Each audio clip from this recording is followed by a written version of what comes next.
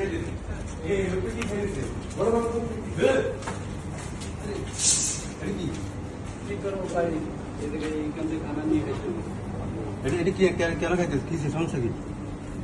কাম নাই ভাই, টাকা পয়সা নাই, এখান থেকে খানা নিয়ে খাইতেছে। আজকে 1 মাস ধরে কোনো কাজ কাম নাই, সিট ভাড়া দিতে পারি না।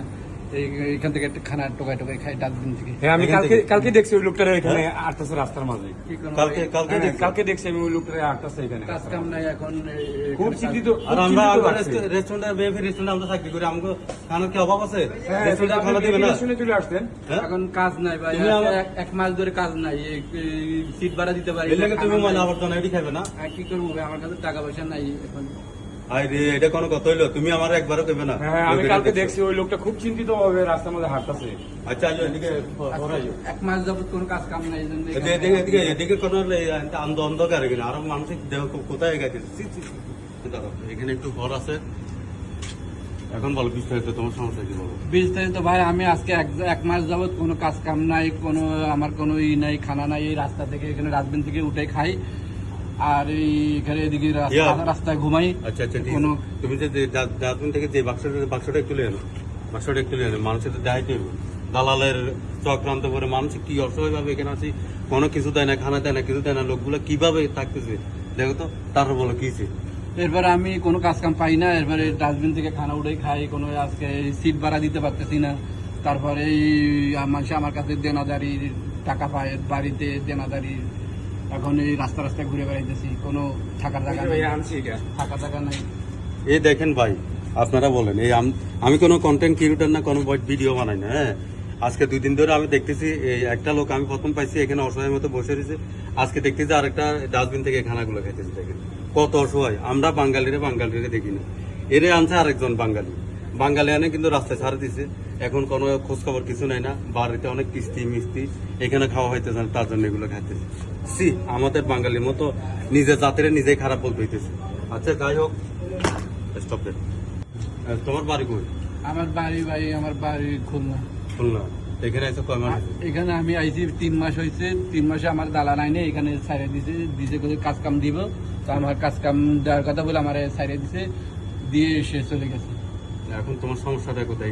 এখন আমার সমস্যা, আমার এখানে কোনো কাজ নাই, কোনো জায়গায় কোনো কাজ পাইতেছি না। এই যুদ্ধের কোনো কেউ কাজে নেয় না। তারপরে এই সমস্যার ভিতরে পড়ে গেছি।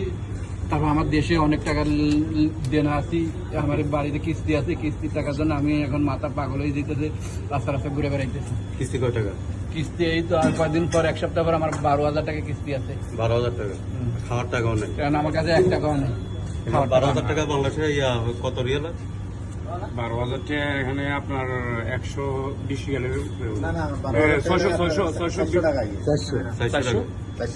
টাকা। আচ্ছা, ঠিক আছে, তোমার আমি 500 রিয়াল দিতেছি। হ্যাঁ, তুমি 100 রিয়াল তুমি খানা খরচা চালাই দেবা, আর 400 রিয়াল তুমি দেশের বাড়িতে পাঠাবে। ঠিক আছে? তোমার কিস্তিগুলো এটা ঠিক আছে ভাই।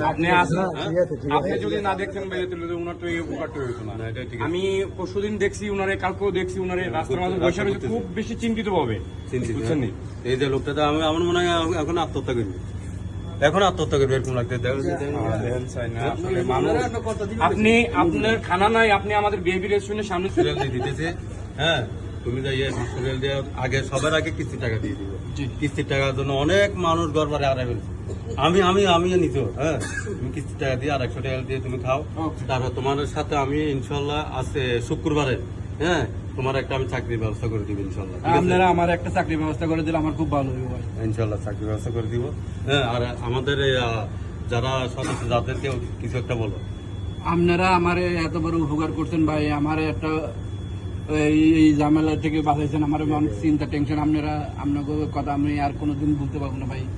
আপনারা আর যারা দর্শকরা এটা দেখতেছেন, আপনারা একটু লাইক শেয়ার করে আমার এটা আপনারা করে দিবেন, যেন বাংলাদেশে যেন আর কেউ যেন এইভাবে আমার মতন প্রতারিত না হয়, দালালের চক্করে যেন না পড়ে।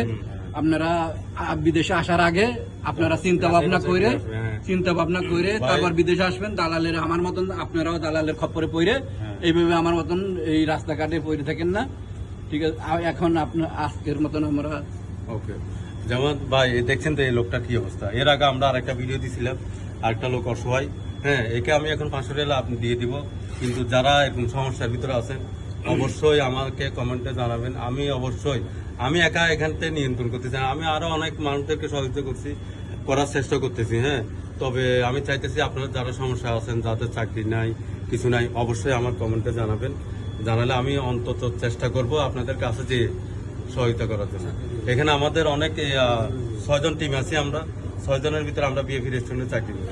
6 জন টিম আছি আমরা এখানে। চাচ্ছি আমাদের বাঙালি ভাই যারা আছে তারা যেন এই কাতার শহরে যেন কষ্টতে না ভুগে, আমরা সেই চেষ্টা করতেছি। ঠিক আছে ভাই, আমাদেরকে যারা ভালো লাগে লাইক করবেন আর কমেন্টে অবশ্যই জানাবেন। হ্যাঁ, ঠিক আছে, ওকে। আমি এখন ওনাকে দেখেন 500 রিয়াল দিয়ে দিতেছি ওনাকে। হ্যাঁ, এই নাও ভাই, এই 400 রিয়াল তুমি দেশে পাঠাইবা আর 100 রিয়াল তুমি খাবা। ঠিক আছে, ঠিক আছে।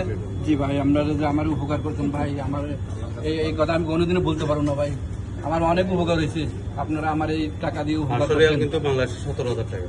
ঠিক আছে, আপনার কিস্তি 12,000 টাকা দেওয়ার পরে অনেক টাকা থাকবে তো। এটা তবে আপনার খানা আপনারা অবশ্যই কমেন্টে বলবেন যাদের সমস্যা হয়, আমি অবশ্যই সহযোগিতার হাত বাড়াবো ইনশাআল্লাহ। আর আমাদের 6 জনের জন্য দোয়া করবেন। ওকে, আসসালামু আলাইকুম।